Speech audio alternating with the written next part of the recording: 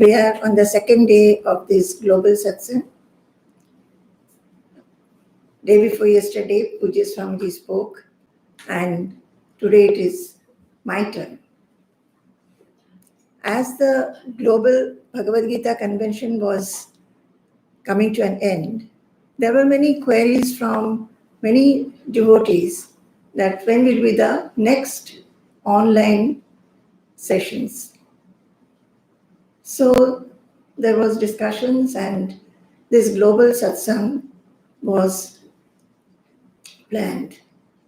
Now, I was thinking, when they gave the name Global Satsang, I felt that the name was very, very appropriate, Satsang.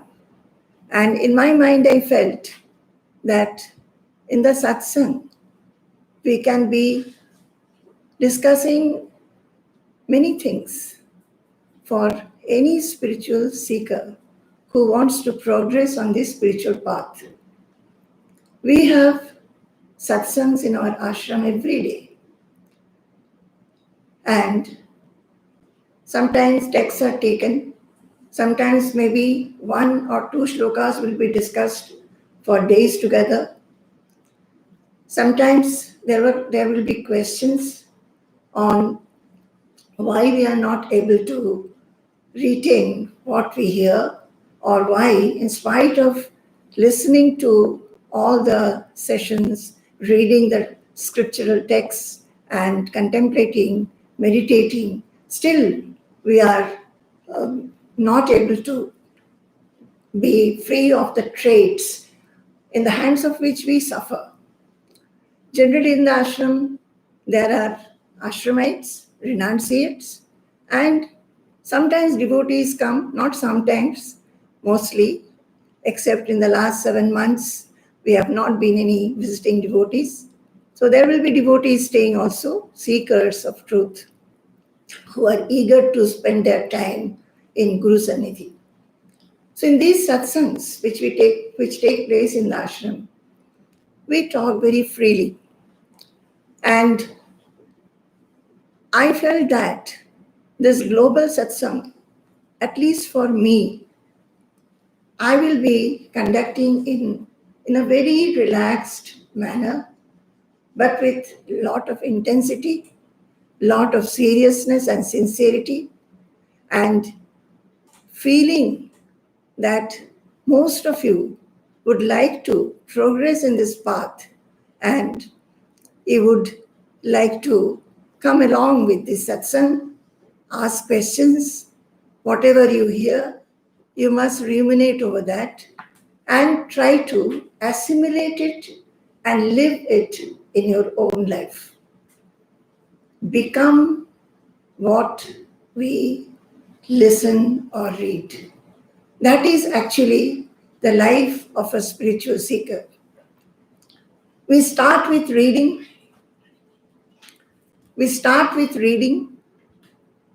Then we start listening. Whatever we read or we listen to, we must contemplate and reflect upon what we are reading or what we are listening to. And after reflecting, we must try to assimilate the knowledge so that our life gets transformed. What is this transforming of life means? The transforming of life means our life should become more and more peaceful, more and more harmonious, more and more fearless, more and more unaffected in any situation. It should be full of ananda. We should be loving everybody. We should be helping everybody. The constricted mind that we have now should expand and reach out to everybody, feeling everybody as our own.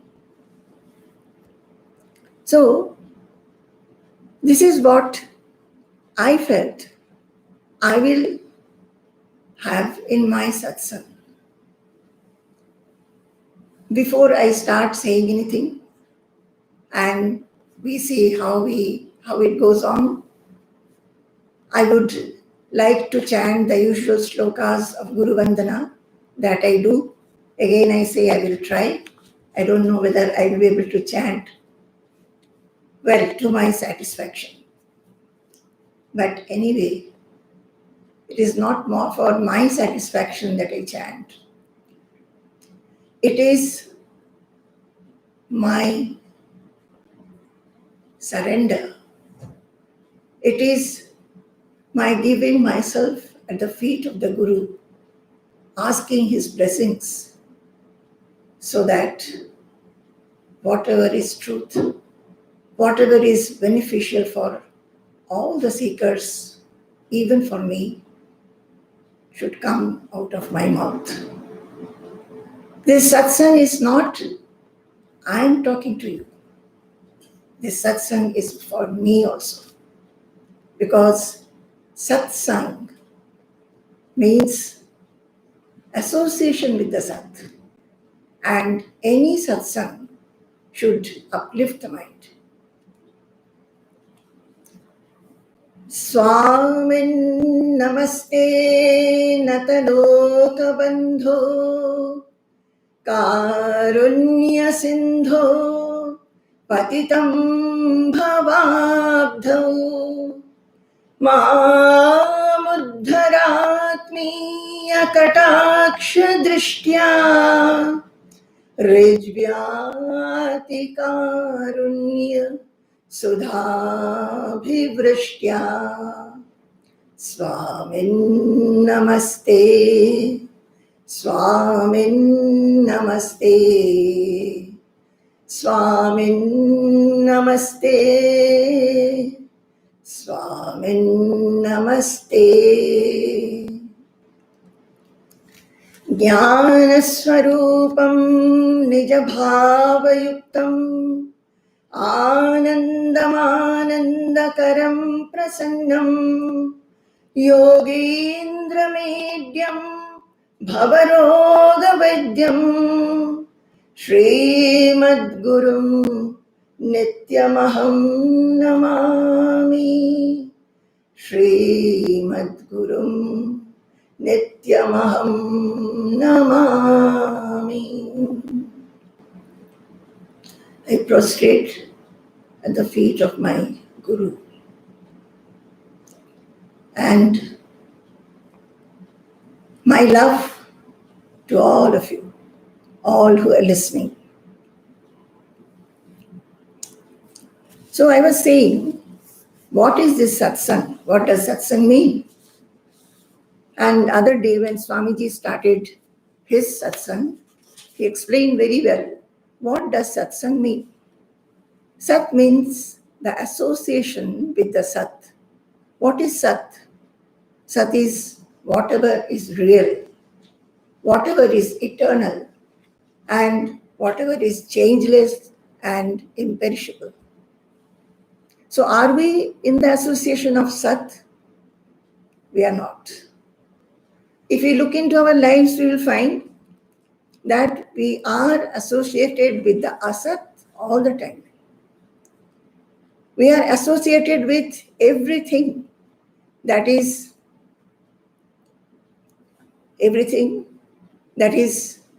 perishable and changeful. The whole world is changeful.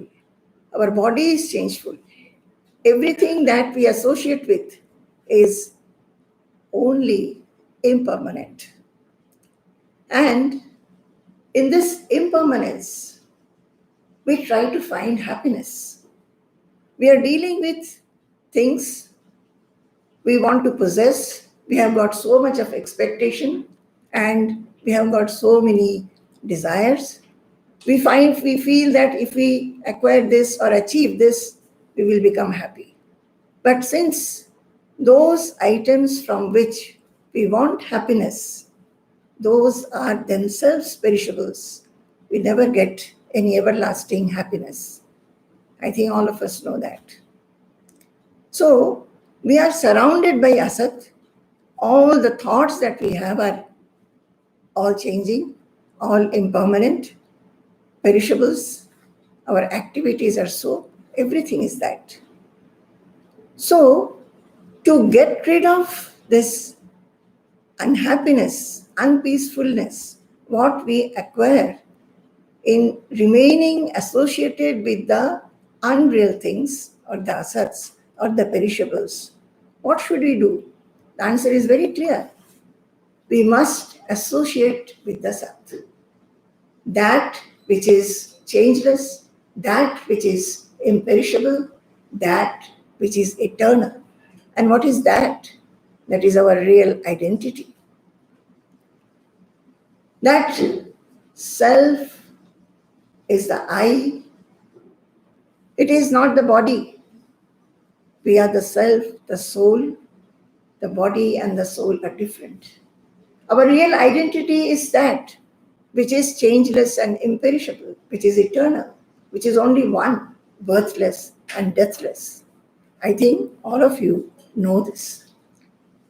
Now, knowing this, why is it that we are not getting associated with it?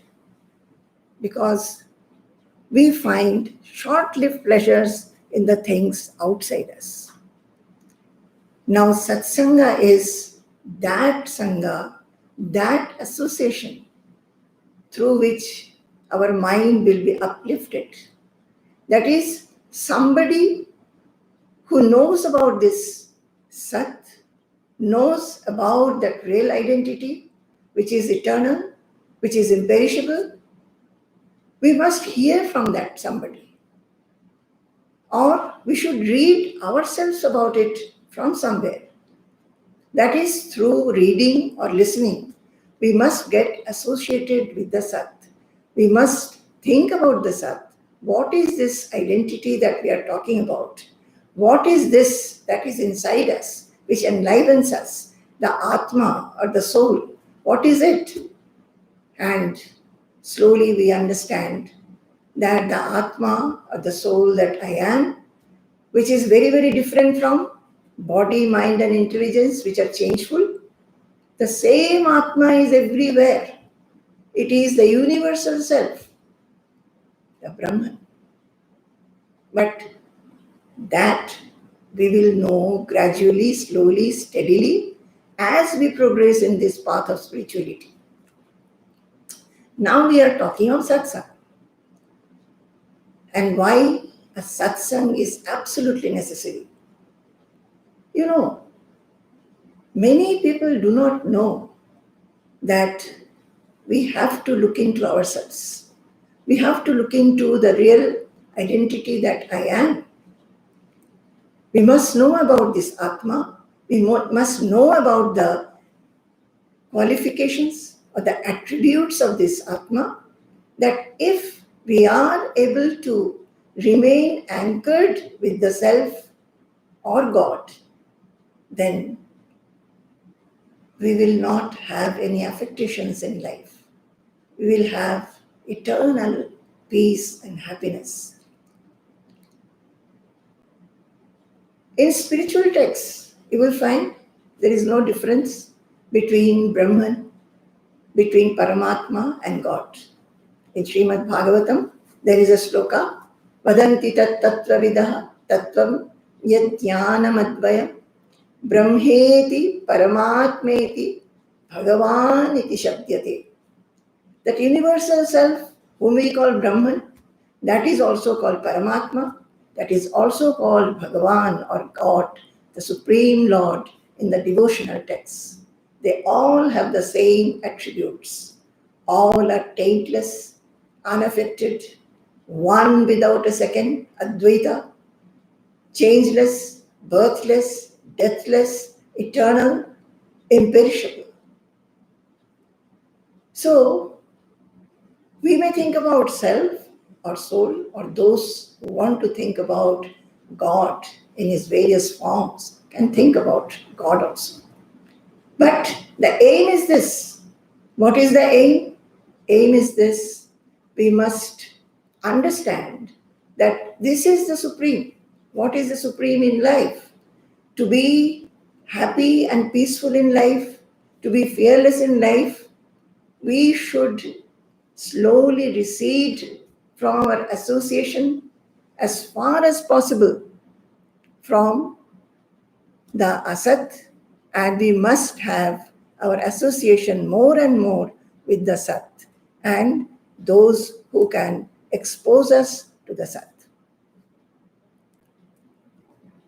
Now, this is what is our aim. That is to know the self, to realize God, and pursue this path of spirituality. I don't think I have to tell you so much, because most of you I know, maybe there are some few newcomers, most of you have been already treading this path. Many of you are in the households, some may be renunciates, some may be pursuing this path with lot of intensity and lot of wholesomeness, and some might have just come into the path. But for all, what is necessary is constantly reading, listening, and reflecting, as I started saying first. Now, this reading and listening, we find that, you may say, many people come to us and say that we are listening, we are reading, we are reflecting, we are doing a lot of austerities, we have a very disciplined life, we go for pilgrimages, we worship, go to temples, but still we find the mind is not peaceful. The mind is still having some kind of lack of contentment, lack of fulfillment. We find that we get afflicted by little bit of whatever we do not want. In this life, we are always having desires and expectations. Desire for what? Something by gaining which I'll be happy. And when we gain it, there is a fear that we will lose it. So when we lose what we have gained, whatever we have possessed, what happens is that we feel annoyed, aggrieved, angry, or disappointed. So people have these questions that we are pursuing the path. Then what further? Why is it that the mind is not becoming quiet? You know, if you look into your mind, you will find it is full of clutter throughout the day, from morning to night. Gita describes this very well. It says that the mind is full of cluttering. Until the body falls, the mind is full of such clutters. So many thoughts. Thoughts of what? Thoughts of either the past or the plans of future. And there is so many possessiveness, attachments, and so much of anger and displeasure. So, what we should do? This is the question. Also, there is another question. Many of you who listen, see, nowadays, I feel that all of you are very, very fortunate. In our times, we didn't have the scope of listening. There was no recorded thing. We only had books. So we used to read books.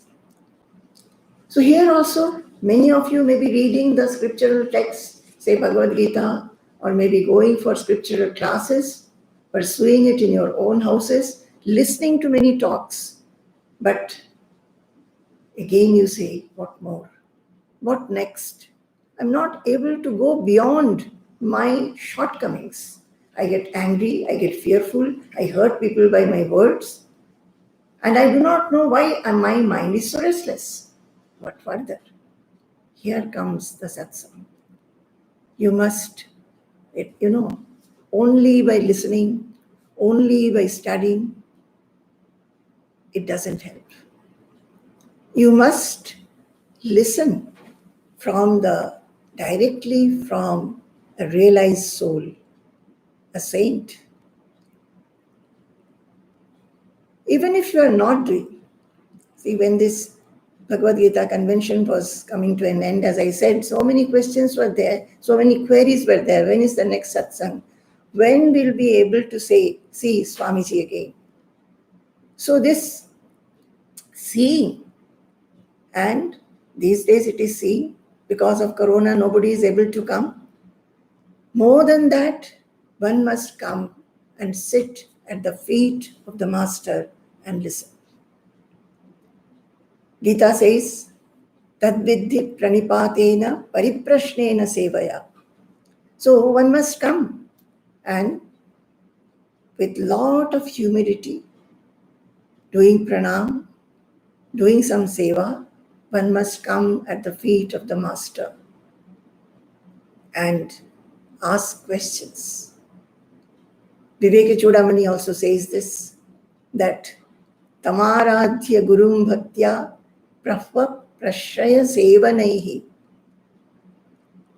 With lot of humility, seva, he must come and worship the Guru and ask him questions about the self, questions about why I am not able to progress, or this much I have progressed, what further I have to do. I'm listening and listening. I find lot of joy. When I hear something, I feel that my mind has gone into infinity, as if I've understood everything. But I'm not able to retain it. As soon as I go into activity, all those fade away. And the feelings that I had, all those leave me. So what is to be done? You know, in our scriptures, our saints had given a call. What is that call? It is in Shvetashvatara Upanishad.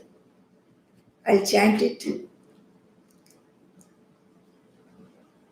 Shrinvantu sarve amritasya putraha yaye dhamani divyani tastuhu vedahametam purusham mahantam aditya varnam tamasah parastat tameva viditvat mrityumeti Nanyah pantha vidyate ayanaya Shrinvantu sarve amritasya putraha. It is in Shetashvatara Upanishad 2.5 and 2.5 and 3.8. I think all these slokas will be uploaded. So maybe tomorrow you can get it from the website. It says the rishis who had realized that permanent peace, happiness, unaffectedness will not be had unless we know the soul, the self. So they are calling out. Once they have known, they feel, and they have transcended the fear, they have become fearless, they have transcended mortality and they have become immortal. They start calling everybody. They feel pity for the whole of humankind because everybody is having grief, dissatisfaction to a lesser degree or more degree. So they are calling out with a lot of love and compassion. They are saying, Shrinvantu sarve amritasya putra, that, oh, you human beings, you are the children of Amrita, immortality. Listen, Shrinvantu, listen to what we say. With raised hands they are saying, looking at the whole of humanity. Aye dhamani divyani tastuhu. They say that even those who are in the celestial spheres, please listen. I have realized this great being, Vedahametam, Purusham Mahantam, that Mahan Purusha, the great being, I have realized. Where?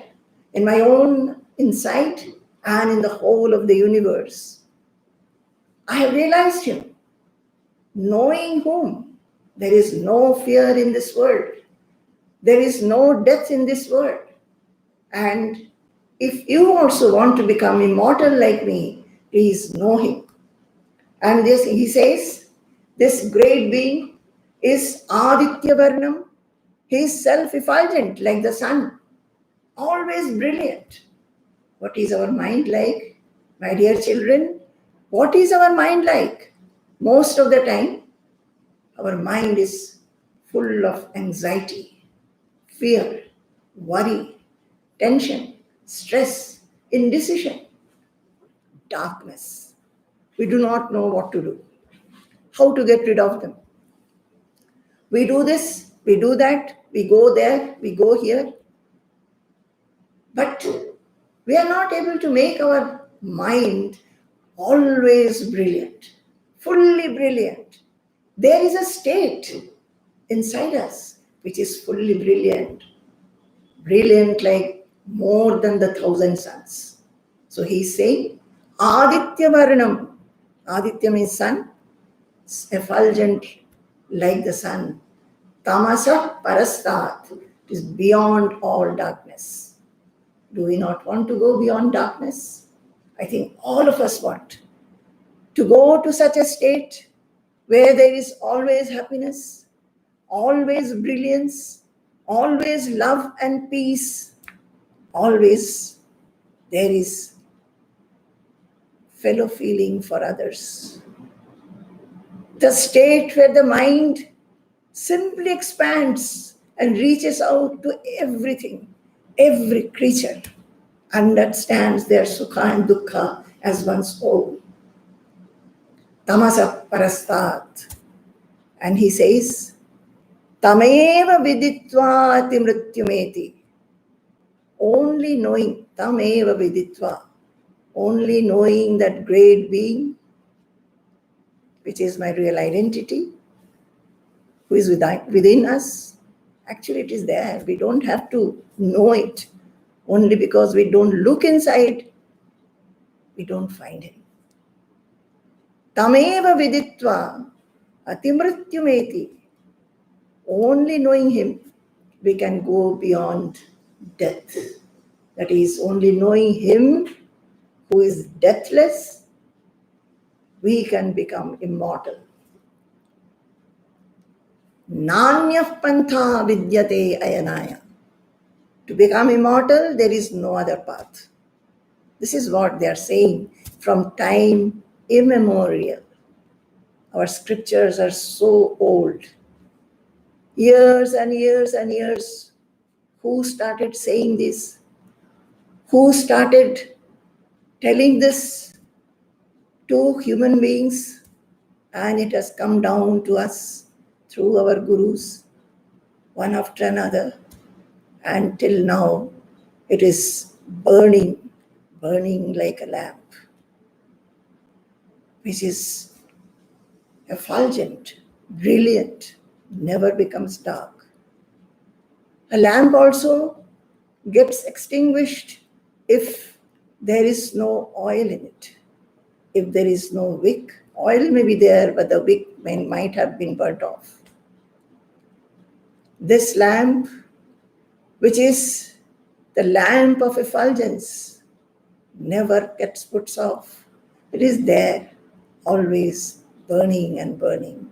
And my dear children, we have to keep that lamp in front of us, burning always with this aim that whatever sphere we are in, one may be a student, one may be a mother, one may be in the household, one may be a teacher, one may be a renunciate, one may be old, another may be young.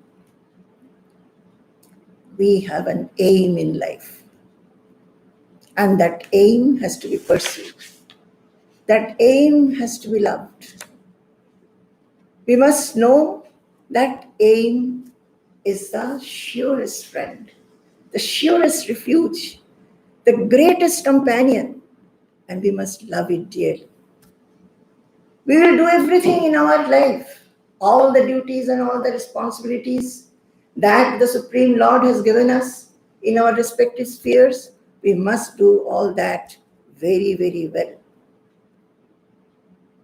efficiently, effectively, so that we give a garland of very well done activity at the feet of the Creator. But we must not forget our aim. We must know that the Supreme Lord, the great being that this sloka is talking about, that is our own self, or the Brahman, he is the Supreme. If we can remain connected to him, we will have everlasting happiness. And we must strive for that. We must strive for that. Just listening will not do, my dear children. You have to make effort to grow along with what you listen, to grow along with what you read, to transform your whole being. Push aside all the traits which bind you, which make you feel small, which make you feel irritated with yourself.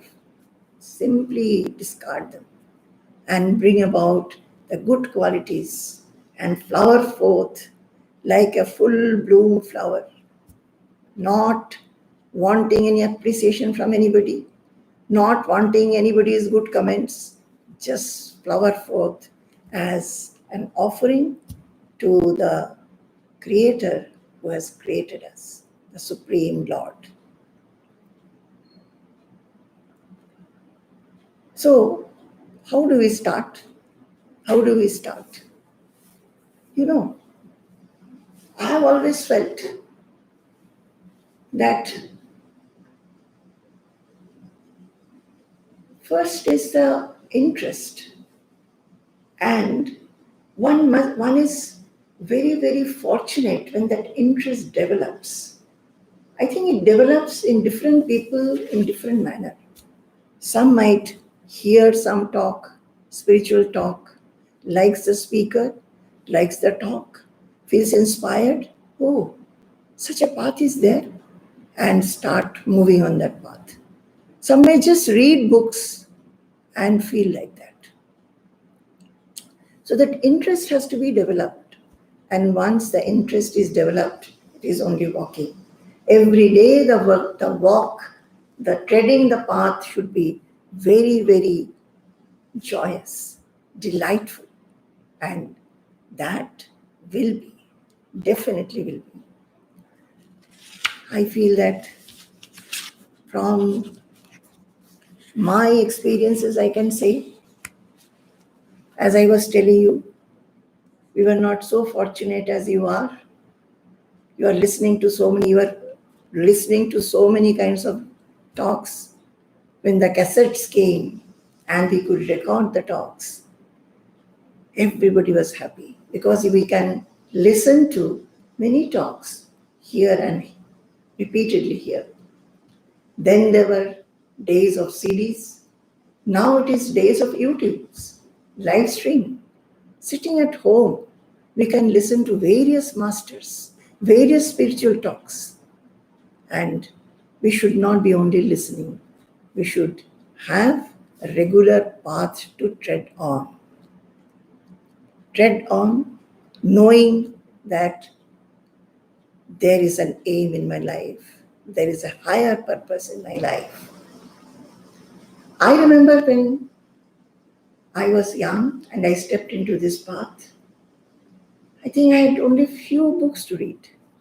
One was Bhagavad Gita, and being Bengali by birth, the Gospel of Sri Ramakrishna in Bengali, that was another. So the satsanga that I could get from the beginning was by reading the book.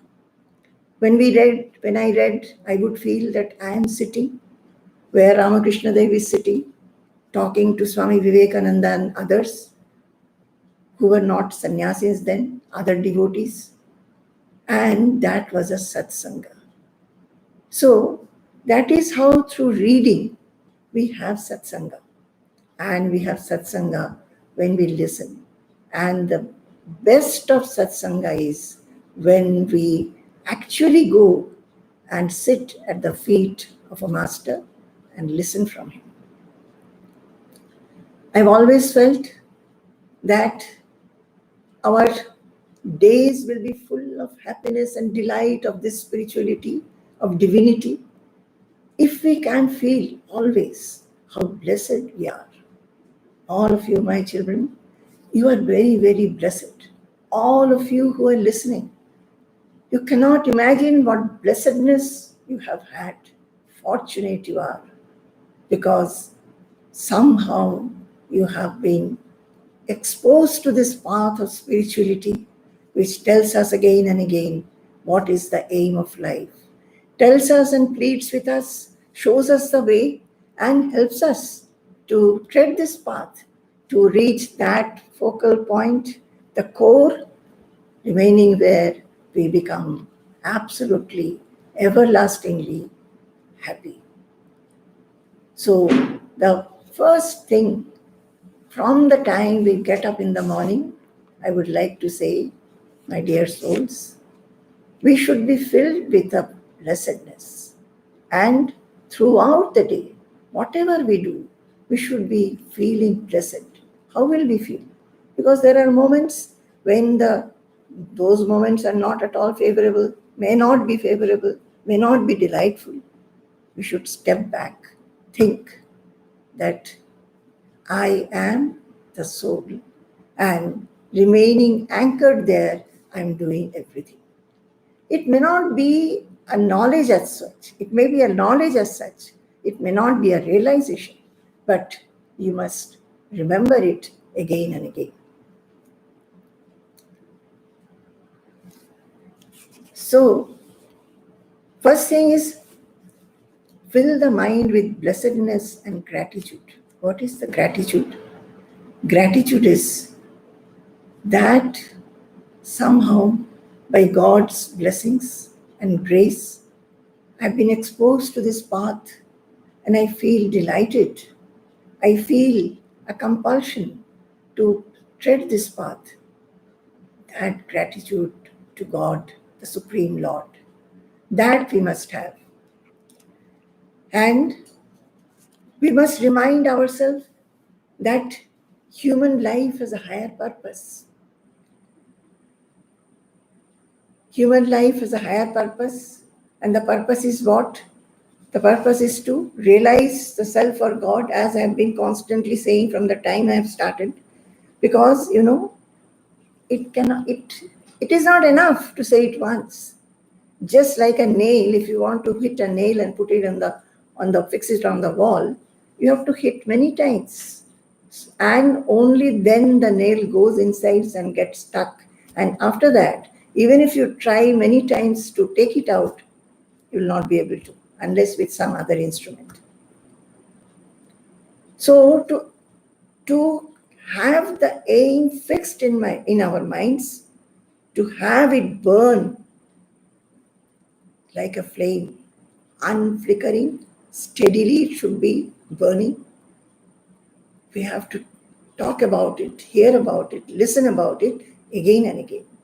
So again I say that the aim is to have unbroken bliss, peace and happiness, unaffectedness, fearlessness, and that aim will be had, fulfilled, achieved only when we realize self or God. This aim, please remember, in all our satsangs, we should never forget this. Throughout the day, when you get up in the morning till you sleep at night, again and again remember this aim and fill your mind with blessedness and gratitude. Shankaracharya says that three things come together in one's life. What are those three things? It comes by the blessing of God, by the grace of God. Durlabham trayamevaitat Devanugraha hetukam manusyatvam mumukshutvam mahapurusha samshrayah durlabham trayamevaitat devanugraha hetukam manusyatvam mumukshutvam mahapurusha samshrayah. I was telling you about the satsangs in our ashram. And I was telling you what I felt when I heard the name Global Satsang. I'm now feeling that I did not explain to you what difference I felt when we talk in a convention and in a satsang. In the convention when we spoke, and many other times when we speak on some subject, some text, or something.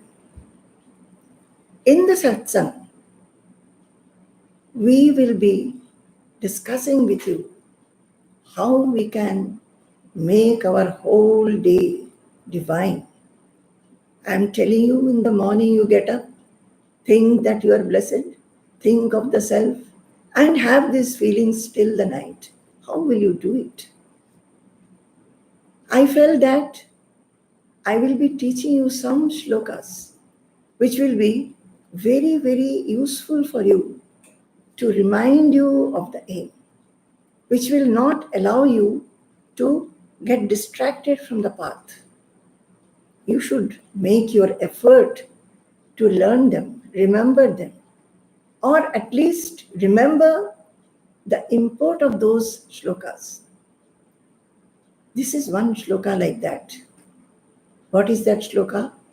In Vivekachudamani, this is the third shloka, where Shankaracharya is saying, Durlabham trayamevaitat devanugraha hetukam. Durlabham trayam eva etad. Trayam means three. These three things are durlabham. Durlabham means what? Many of you may be knowing. It has a meaning rare. So these things are rare. These three things are rare in human life. And Devanugraha hetukam. And these three things which are rare, they come together by Devanugraha hetukam, by the grace or anugraha or blessing of God. Now, what are those three things? What is he trying to say? The three things are very rare. And those three things to come together can happen only by the blessing of God, by nothing else. What are those three things?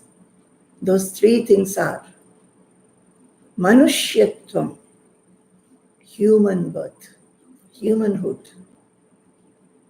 Manushyatvam, Mumukshutvam. Second is Mumukshutvam. What is Mumukshutvam?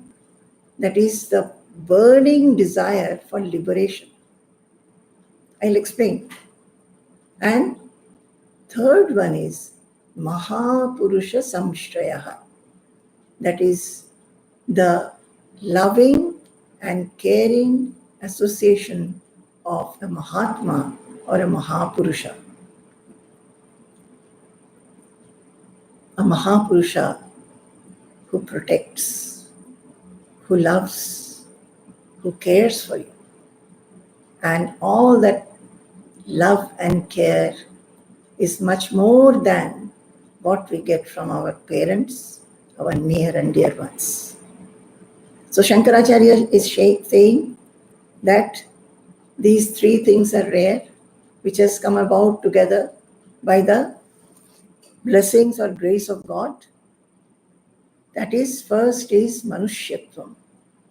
If we go into it, actually all of our human beings, we just know that we are human beings. But if we start thinking deeply, our mind will be humbled. We will feel so much of gratitude that we are human beings. And God has made many, many creatures.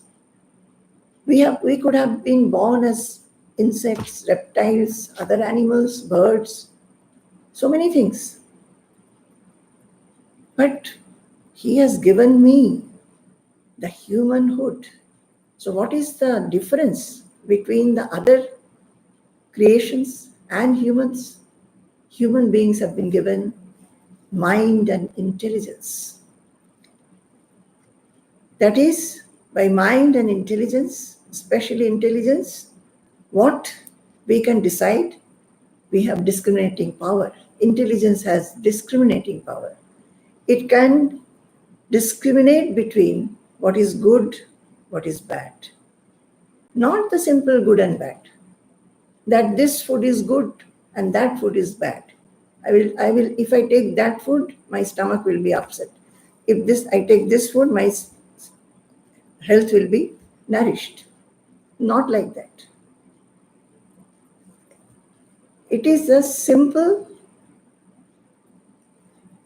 discriminating power in finding out a difference between good and bad. That definitely has been given to us by giving the intelligence. But the discriminating power that we must understand is to discriminate between what is real and what is unreal, what is eternal and what is short-living. That is, what is long-lasting and what is short-living. What is the ultimate good and what is impermanent. That power God has given us. He has given us a body which is anitya, but He has given us some faculties through which we can find that nitya, eternal core that we really are. So, this manushyattvam, by thinking that, oh, really so, I'm a human being and I can really change my life. If I use my faculties, if I understand what is that right path, treading which I can reach that state where I will not have any affectation. I will be always fearless. I will be always happy and peaceful.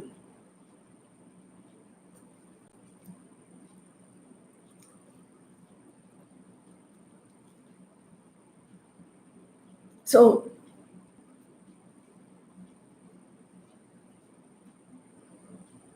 that discriminating power which God has given us, that discriminating power, we must apply. So this manushyattvam is one thing that has been given to us. It is a gift and we should use it. Use it properly. Then comes mumukshutvam. What is mumukshutvam? Mumukshutvam is the yearning for liberation. Liberation from what? Liberation from the shackles of the mind, all the traits which gives us lot of dukkha, lot of suffering, misery, affliction. Say, one is irritable, becomes irritated very soon, but he suffers. After being irritated, becoming angry, talking, shouting to somebody, whoever does so suffers later on. That why did I do so? One who is lethargic or lazy, they also suffers in the hands of these traits. We have got many such traits. We can list them out. Intolerance, impatience, being jealous of each other, blamefulness, criticism. All these are our traits in the hands of which we are always suffering. So there should be an yearning.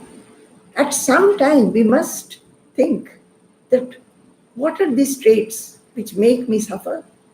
I'm not happy to be restless. I'm not happy to be lazy. I'm not happy to be intolerant.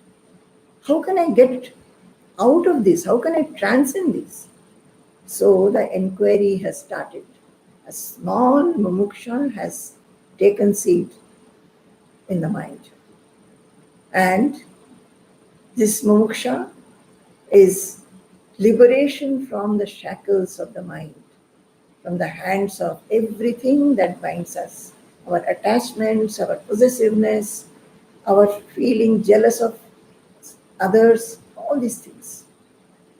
And ultimately, if we pursue the path, we will find the highest mumuksha is the inquiry when one inquires, what is this soul? The realization, will I be able to realize the soul? Only when we know what is this soul, realize this self, realize God, then only our mind becomes absolutely quiet. And even if one has a human birth and also has mumukshuta or mumukshutvam, the third thing may not come for him unless there is grace of God. And what is that third thing? Mahapurusha samshraya. You think many are human beings, many undergo miseries or traits. Traits are there by which they get angry. They are constantly cluttered in the mind. They are not satisfied, not contented. They feel that they will be, I think many people feel that when will the mind become calm? So,